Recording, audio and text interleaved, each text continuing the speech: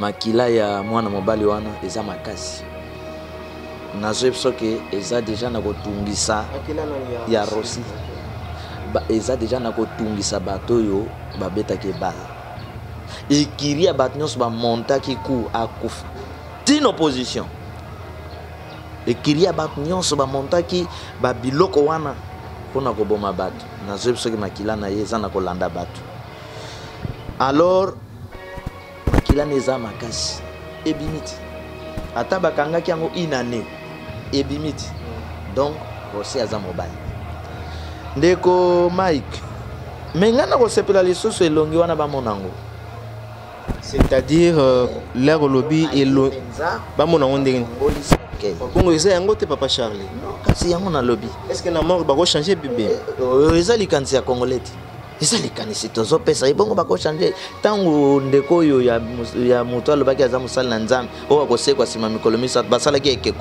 si serke elinge ya ekeko soki bamobutu bakende ofongola te balinga balekisa ekeko est-ce que soki balisusu lisolo moko eleka ebale mbonge oui ebale mbonge je m'en souviens donc toza na histoire oyo la politique aza makambo ndeko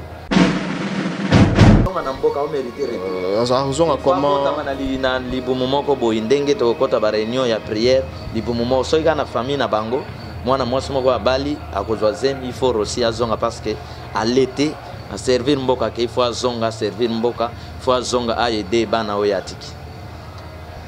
Jusqu'à présent silence et chef de l'État Joseph Kabila par rapport à liwa ndeko Rossi mais tout le monde na ba état français ba état mususu soki soda abomaki mutu na masasi to mona président a relobela ta ata minutes ebelete moi 2 minutes 5 minutes silence massive ya président nabiso le Raïs Kabila ozozo ngene akoki kosala ko appliquer yango je pense que Weranson aza libre ya koluka koma soki nani surtout que na joueur oyo ya mboka oyo ya Liberia asi akoma président kuna George Weah ça partout de gauche à droite alors et puis mukusa monina tout le monde pasteur bandeko oyo azai musicien comme pasteur na politique bandeko Weranson Dakumuda. Vous comprenez? C'est-à-dire comment on a joué, on a comme Pelé, Péazana, Bambicha, ministre. Ah, mais Bisso Petokoyoko. Isundu, ministre actuel. Mais le grand problème que je dirais, c'est que avoir la vision. Il ne faut pas que Luka Kokoma parce que n'a pas une popularité, mais il faut avoir la vision. Nous payons. Alors, Papa Charles, aux après, dans le bango bafuta, dans l'exabango, de quoi je suis capable. Ce qui va foutiter, candidature et quantité, là ce n'est pas mon problème. Natika na domaine spirituel, na kekeketi tangu tokoza ba konzi, o ba kotosa molimo ndito transformer mbok. Mais ce qui na minute ba lobi kende, ata tricherie ezali, nanga ko sentir que spiritualité ezalaka. Poto mona bande ko bande ko poto ba soutenir pe na Kinshasa awa. Ba soutenir na Kinshasa lelo mbongo na bango ikoma ya bana na bango na basi na bango. Sauveur. Je ne parle pas comme un politicien, je parle comme un sauveur. C'est différent de comment. Africa Elengi TV, bon s'abonner. Africa Elengi TV, bon s'abonner. Ebele, Elengi ezali, Elengi ezali, Elengi ezali, Elengi ezali. Babi Mikolo, tozo bin Elengi ezali. Africa Elengi TV, bon s'abonner. Ebele. Dans sol, olingo na maninge John, s'abonner na Africa Elengi TV, oyo kama solo ya kitoko. Ya solo ya ndembi te, ya aubergine te, ya pilipili te, ya solo. Hein? Gros bisous à tout le monde. Africa Elengi TV, Elengi ezali. Ah, babu maga. Ah, dabala bedani. Adi ya betaduke. Adi ya bedani. I want to my bedani. Adi ya bedani. Ah, dabala. Ah, dabala.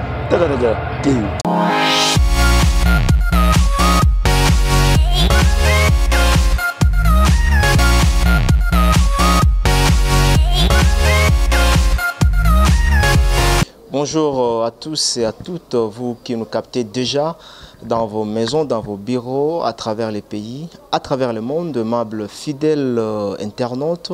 Je vous demanderai tout simplement de rester branchés, hyper connectés dans cette émission. Une émission bien sûr qui vous ressemble, une émission qui ne cesse toujours. Il y a Sabino information à travers les pays, dans la ville-province de Kinshasa. Et aujourd'hui, comme d'hab, Senga Petro, après mon retour du côté de Kampala, Ouganda, Mike Lokambaya, mais cette fois-ci, Papa Charles, où il y a Kanabosolo, Nanzela, il y a internet, Nanzela, il y a télévision, à quoi ça raté, alors vraiment, Nabo Solonio surtout. Aujourd'hui, quand même, je vais devoir les recevoir dans cette émission de Mike Lokamba. Le temps pour moi de dire un grand merci à toutes ces personnes et à tous les partenaires qui nous soutiennent. Je pense également à Pito Lukaya, la référence, et pourquoi pas dépenser également à la fondation RB Roger Bandou du côté de Kampala. Je n'oublie pas aussi du côté de l'Australie, elle s'appelle Bobette Feta, Maman Paradis, Maman Sociale Woumela, Place aux Alliés. Voilà.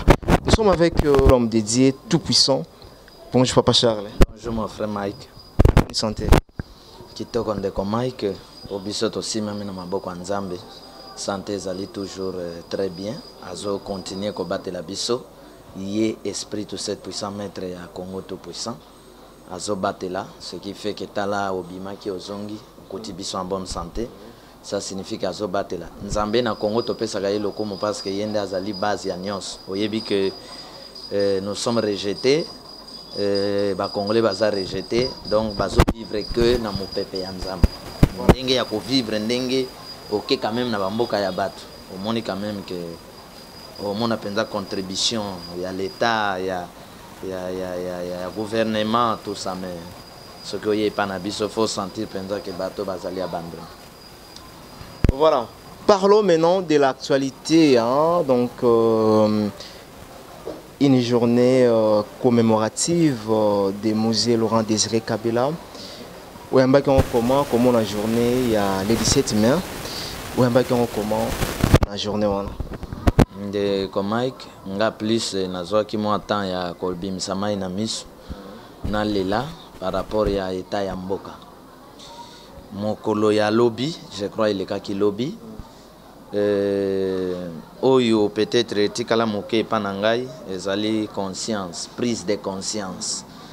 Omoni ezalo kola zaché aibi mbongo ya l'état. Tango amoni Krista ye Krista kita to kota na ndako na yo zaché lobi na kozongi sabisika na ibaki, prise de conscience. Musée aussi en lui ko signer ba contrat na ba Rwandais na ba Ougandais na banani pour chasser son frère Mobutu. À côté na terrain rendre compte que ba contrat on a ba américain na ba européen et comme mboka na biso na ruine, prise de conscience.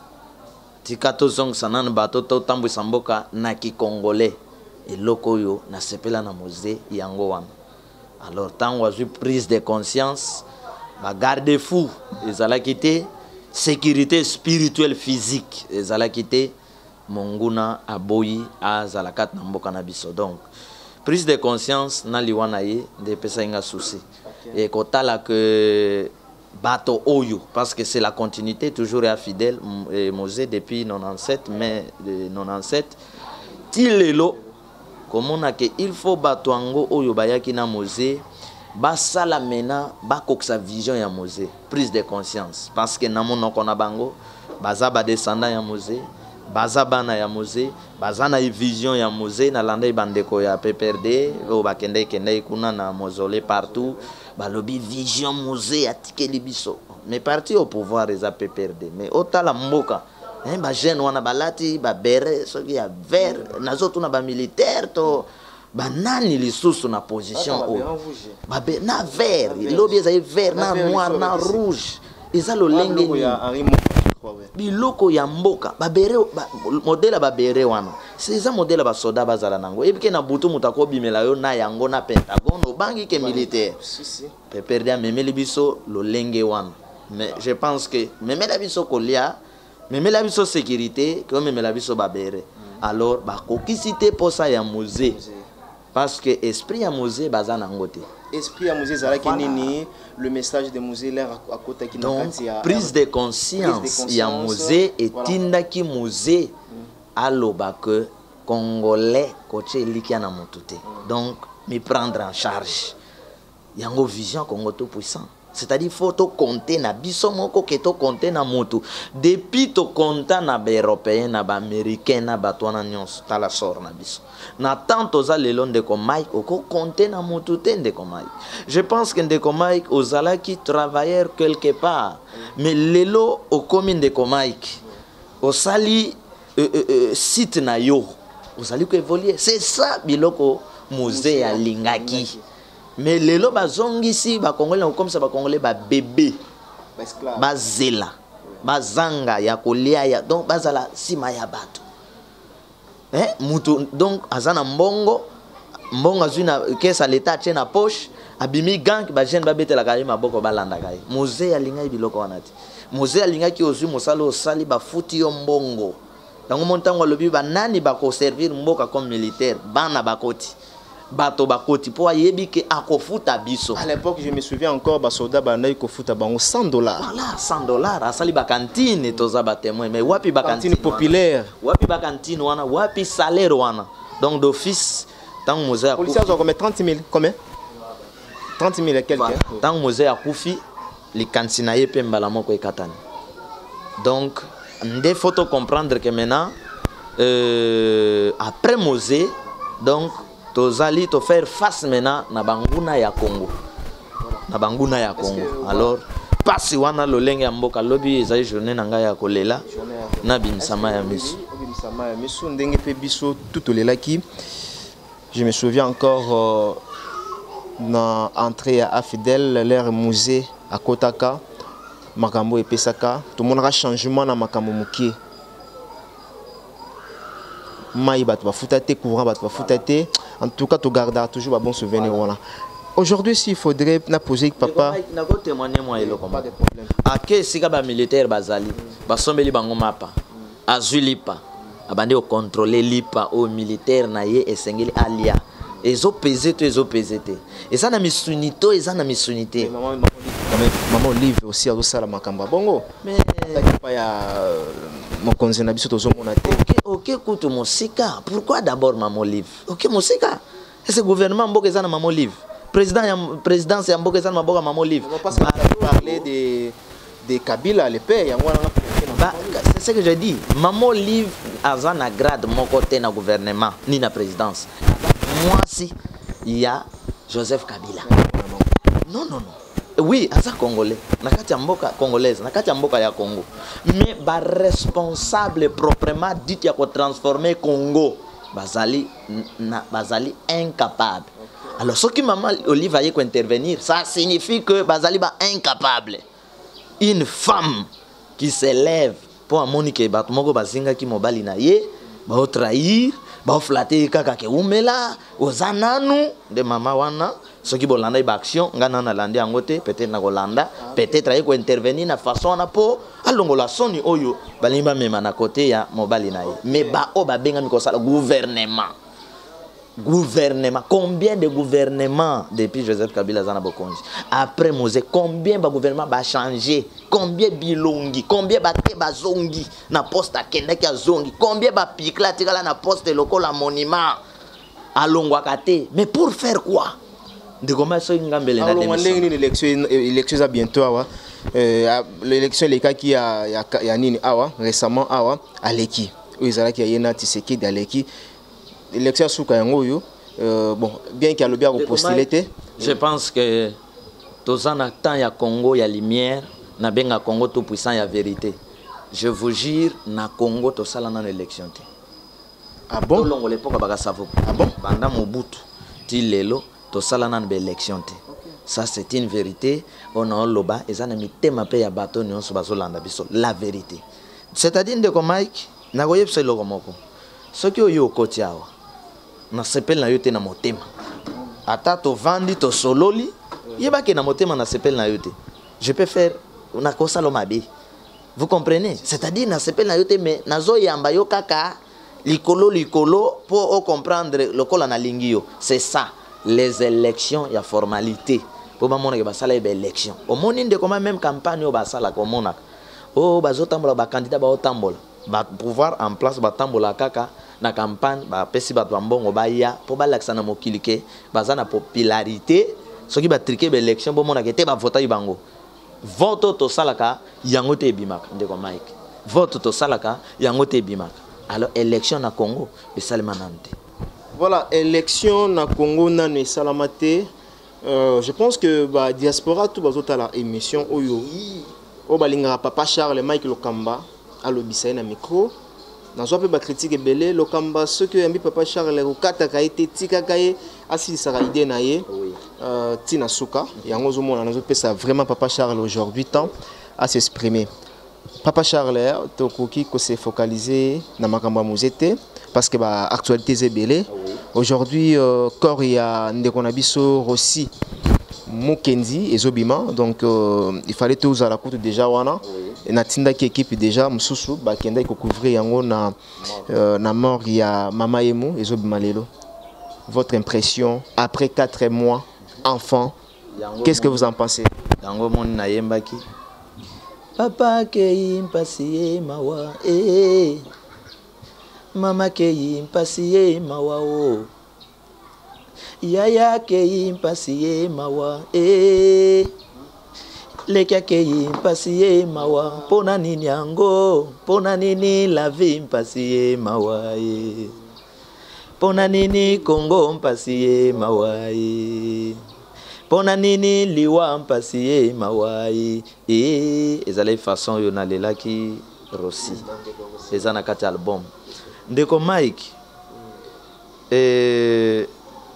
ndeko Mike pasi mais eloko na koyebisa yo d'avance comme mosali ya Nzambe makila ya mwana mobali wana eza makasi nazoyebisa ke eza deja na kotungisa ya Rossi eza deja na kotungisa bato yo babetaki bal ekiria bato nyonso bamontaki ku akufa tino opposition ekiria bato nyonso bamontaki babiloko wana pona koboma bato nazoyebisa ke makila na ye eza na kolanda bato alors makila na eza makasi ebimiti ata bakangaki yango inane ebimiti donc Rossi aza mobali ndeko Mike mengana ko sepela lisusu elongi wana bamonango c'est-à-dire l'air au lobby et le bamonango ndenge Congo eza yango te papa Charles non kasi yango na lobby est-ce que na mort ba ko changer bébé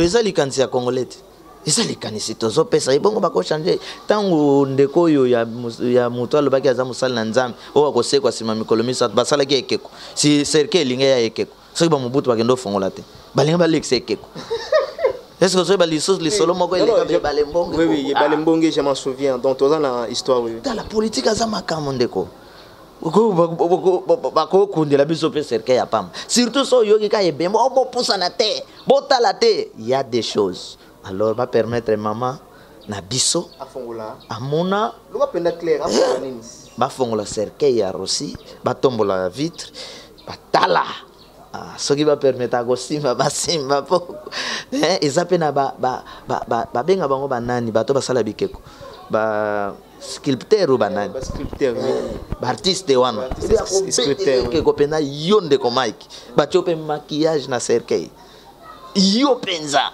lokola mobeko ko pesa ngo posa na te ko simba te yo kepo moni ndeko Mike meyete so ba permettre pe ba simbi o ibinzo tamata ekufi mais faut sentir que yango maman moni papa moni ba proche wana ba moni ba moni ndeko Mike et osala biso bien pour te sentir que 4 mois wana eza pena ndeko na biso moni dépouillement aujourd'hui et bela ba policier na nzela ngana tuni munguna koti na mboka tonini papa Charles est-ce que yango wana nde ezo garantie sécurité ya mboka ndeko Rossi ndeko Mike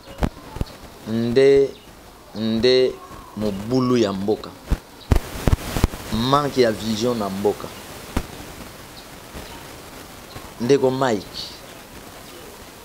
la yebsaki yo émission moko ke Rossi a obangisa otunenga Rossi a obangisa na nini aza na nini ba policier wana ba chepo na likambo.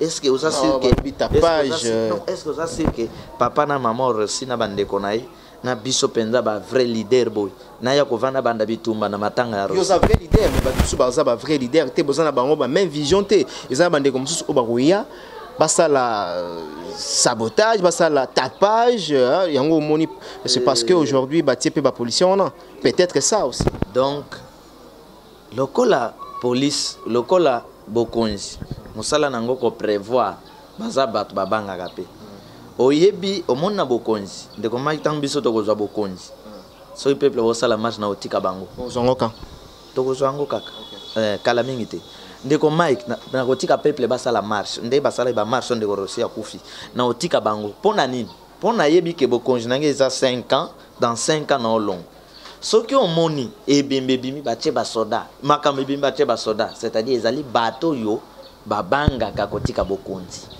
soki oyebi ke ngai nazotika bokonzi mosusu akozwa alors okokende koluka otia ba soda tina bibembe pona nini mais ça n'empêche pas que batia ba soda na mesure ya sécurité mais lokola bayebaki déjà ke babandaki mabe yango ba prévoir pour bayebi peke kosuka mabe. Voilà, merci Papa Charles. Alors, comment na libumumoko boindenge to kota ba réunion ya prière libumumo so ika na famille na bango mwana mwasi moko abali akozwa zem il faut Rossi azonga parce que à l'été à servir mboka ke il faut azonga servir mboka il faut azonga aider bana oyatiki. Jusqu'à présent silence et chef de l'État Joseph Kabila par rapport à Liwa ndeko Rossi mais tout le monde a ba état français ba état mususu soki soda abomaki mutu na masasi tout le monde a président a relobelata ata minutes ebelete moi 2 minutes 5 minutes silence massif via président Nabiso le Raïs Kabila aux autres. Merci Papa Charles, nous sommes en train de cheminer vers la fin de cet entretien avec Mike Lokamba. Merci à toutes ces personnes-là. J'aimerais présenter mes sincères condoléances à la famille éprouvée Moucheni. Donc Willy Moucheni a éprouvé à Bongsi Maman Naye. Dans le BP à son âme, maman, chère maman. Donc Mabela Bakoko et Ambayo dans le Nemia. Donc merci. Willy Moucheni, on est ensemble avec toi. Et pourquoi pas, je vais passer directement du côté de la Suisse pour penser à Mexico, la première dame de Lausanne, la maman de Ridz, Anzil Wawa, un enfant pas comme les autres. Un clin d'œil spécial à Anne-Marie Dibenga, 5 ans de silence. Voilà.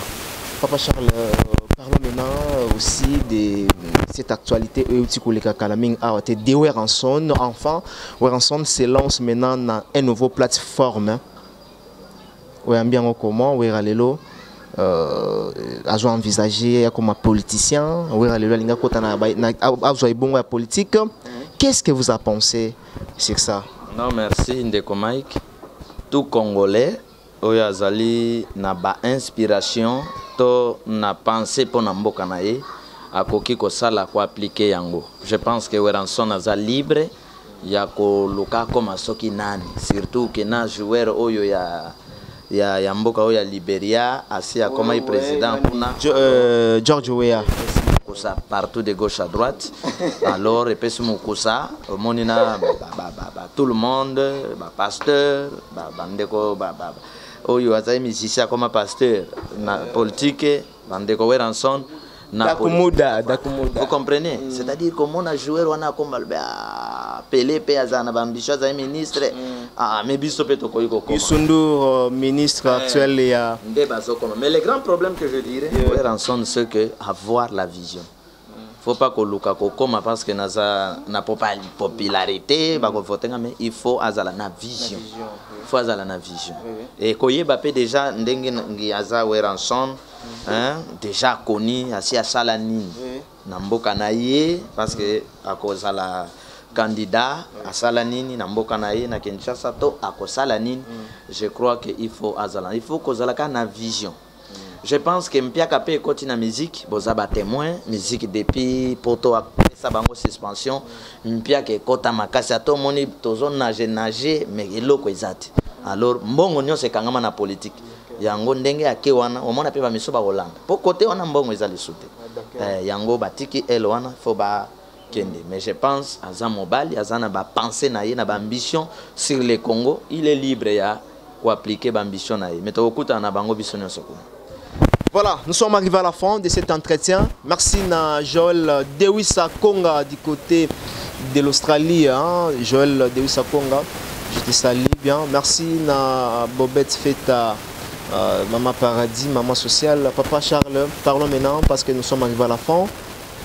Qu'est-ce que vous avez pensé que Papa Charles a postulé, postulé comment aussi longtemps et senga makambo belé Papa Charles et senga bambongo et senga makambo belé Papa Charles est-ce que okokoka merci de comment toujours le bango kaka po c'est pesa monono de comment en tout cas je vous assure côté ba capacité na cause à la numéro 1 côté ba capacité il y a transformation en mboka et non que komi kaka député komi kaka président que vanda au inférioriser les somboka non côté bas capacité parce que na minute oyo spiritualité il y a transformation il y a développement les na maboko Papa Charles il y a mboka na biso les na maboko ya Papa Charles là sans vous mentir alors bas capacité spirituelle politique ezali ya ko transformer mboka il y a ko activer même science na biso to mata ba chinois ba banga biso ba américain pe ba tosa biso alors souci moko ezan rempli nga na motema les Congolais qui m'écoutent na Kinshasa na poto baza prêté à s'organiser pour dire que nous cotisons pour soutenir Papa Charles. Alors de ce côté ça ne serait plus mon problème ce qui va cotiser de comme Mike nasa mbongo na ndako te na joie je viens pour le Congo d'abord franchement parlant so iboke na élection mbongo ebima na l'état. En tout cas, vérité, il faut boyer bayangwan. Mais deuxièmement, ce qui est élection, na moni yango ka isa élection au wana ezalaka. Na aucun été. Mais ce qui peuple congolais au Hollande parce que l'état si a bloqué mbongo poto za la babola. Ba congolais ba Hollande biso de gauche à droite. Ba s'organiser na Europe wapi ba tie ba moyen kuna ke bon caution yango. Il y a candidature une élection présidentielle. Nous payons. Alors Papa Charles aux après na loba bango ba futa na l'exa bango de quoi je suis capable ce qui ba futité candidature et quantité là ce n'est pas mon problème na tikalika na domaine spirituel na kekeke ti tangu tokozo ba konzi o ba kotosa molimo ndito transformer mboka mais ce qui na minute ba lobi kende ata tricherie ezali nanga ko sentir que spiritualité ezalaka poto mona bande ko poto ba soutenir pe na Kinshasa awa ba soutenir na Kinshasa lelo mbongo na bango ikoma ya bana na bango na basi na bango awa ezali kamba ba sauveur. Je ne parle pas comme un politicien, je parle comme un sauveur, c'est différent de comment. Papa Charles, rapidement. Quand tu parlais de Weranson, qui est Weralelo, avec le lenga politique, c'est parce que Azo, en fait, abandonné pour rêver, selon déclaration non Awa, a rêvé peut-être de Ronabiso George Weah ou à jouer. Papa Charles peut aujourd'hui sera postulé. Il peut monter dans la contradiction. Il peut peut-être rêver battre la politique. J'ai commencé à parler qu'au postulé, oui, il y en a comme président. Oui, comme président non loin, j'ai commencé à parler sur ça et je prêche Congo tout puissant depuis Vision et Vengeance. C'est depuis Kalaba 2013, 2014. Je parle dans Congo tout puissant, je parle dans sauver Congo. C'est-à-dire même si je ne postule pas comme na candidature na présidence, je reste sauveur. Jusqu'à ce que Dieu fera grâce aux un président ko yoka message à Papa Charles pour que to me mamboka na Congo tout puissant to longola bango na boumbu de konangai Mike. Donc Papa Charles azali koya ko postuler comme politicien ou bien comme pasteur ou bien comme apôtre. Mais Papa Charles comme sauveur, je suis sauveur, je suis guide na ba formule kaka soki na zu bokonzi na tiki ba formule ya développement ya koleka o ba Abraham Lincoln ne batika na sali ba phrase ya serment oyo chaque ministre président ko prêtaka serment na tango investiture na ye po atambwisa mboka enfin que ba trahir mboka te. Voilà oyo ekozala Papa Charles. Ce qui paye Papa Charles a postulé comme président. Alors président wa kokota akoloba bon, je ne marche plus selon spiritualité ya Europe, selon spiritualité originale ya mboka na biso. Papa Charles me guide na guider ye to transformer mboka to memi mboka na niveau moko ya likolo. Mais soki boboyi koyoka. Alors bozwa ka ba politicien ba mema biso bino na ba théâtre Congo ekufa. Voilà. Voilà, merci, le message est bien passé. Je pense que Papa Charles a tout dit. Il a bien clarifié la chose par rapport à la diaspora. Et quant à moi, nous sommes déjà à la fin de cette émission avec Mike Lokamba, 3 fois Zambé, 3 fois Monsieur ici, le Terminator. Papa Charles, le mot de la fin. Non, esprit de cette puissance de Mike, premièrement, à Batelayo, l'émission à Yozala Kitoko, Ngana Lingate aussi l'émission à Batbabangaka. En tout cas, Bangagate, Ndeoyo Kakape, Nabenga tout puissant Mike. Alors, Bandeko Biso Toye pour le Congo tout puissant. Ce que nous devons soutenir, c'est que nous faisons des missions les Kinshasa na internet. Yo tala kabiso kako sepe la kande na loba metine contribue pas. Na ye ana lobi une élection, bo soutenir na kende, na croiser bateau, na bloquer spiritualité bazana ngo banganga bakota, to me mamboka niveau moso bo tala biso. Est-ce que tali lisosunga wana tali binomoko. Alors na 00243 89 83 77 536 soki obengi tokote ya yo toko expliquer yo bandoto yo loti toko partager na yo parole de Dieu peso za na besoin ya banzembo Papa Charles la sali yo ya vengeance toko pesa yo nzambe abate la paix ya pambola bino. Merci. Voilà, Nzambe moi batno ya nini o ba soutenaka yo Ndeko Mike naboya ka ba misus ba lo Papa Charles bosa sukuta lingaka mabanga kolo sengi ata 7 ya pamba na bosanité libota ya Papa Jacques na Mama Rit na bosanité mon frère Doudou ma sœur Nia na bosanité papa nanga Michel na madame Naye na bosanité ma sœur Claudia na bosanité ma sœur Kitina do bandeko bazali ebele na pesi bango ebele bambote ndeko fioti na Allemagne. Donc en tout cas tellement basé de le monde que bakombo ezo côté ezo croiser nga embouteillage tina bopesa bakombo. Alors ndeko tellement boza ebele Nzambe abatela pe ya pambola bino surtout ya biso mboka Congo. Nzambe abatela. Merci Papa Charles pour être les nôtres dans cette émission avec mon souk ici. Merci vraiment mesdames et messieurs. Je voudrais quand même passer le message de Souketi Lengwa Martin, Souketi Lengwa Martin, où il a postulé à la députation Awa, donc député indépendant, tout soutenir Banamboka, Boebi Souketi le bien, ou Azalaka, musicien Katangé, ou Asalape Marambebele. Et ces jours on est maintenant na kati ya Zambie afin de ça na Zambie atonga mambebele na Kinshasa awa azoye la biso poto ya mbaye na maboko ya kofungwama. Il s'appelle Souketi Lengwa Martin hein? Donc Ngwa Martin Souketi le nouveau candidat député indépendant. Merci. Quant à moi je vous retrouve demain ou après-demain pour un nouveau numéro. Merci à toute la grande équipe. Je vois au Forum Moulin, Richard caméraman suspect, je vois Peggy Bokele. On se retrouve demain. Play. Africa Elengi TV, bon s'abonner. Hein? www.Africa Elengi TV, bon s'abonner. Ebele. Elengi ezaliye. Elengi ezaliye. Elengi ezaliye. Elengi ezali. Ah, pas Nicolo, tout ça bien Elengi ezali. Africa Elengi TV, bon s'abonner. Ebele. Dans sol, olingoma na maninge John, s'abonner na Africa Elengi TV, oyo kama solo ya kitoko. Ya solo ya ndembi te, ya aubergine te, ya pilipili te, ya solo. Hein? Gros bisous à tout le monde. Africa Elengi TV, Elengi ezali. Ah, babu maga. Ah, nabela betani. Adi ya betatoke. Adi ya betani. Awando ma betani. Adi ya betani. Ah, dabada. Ah, dabada.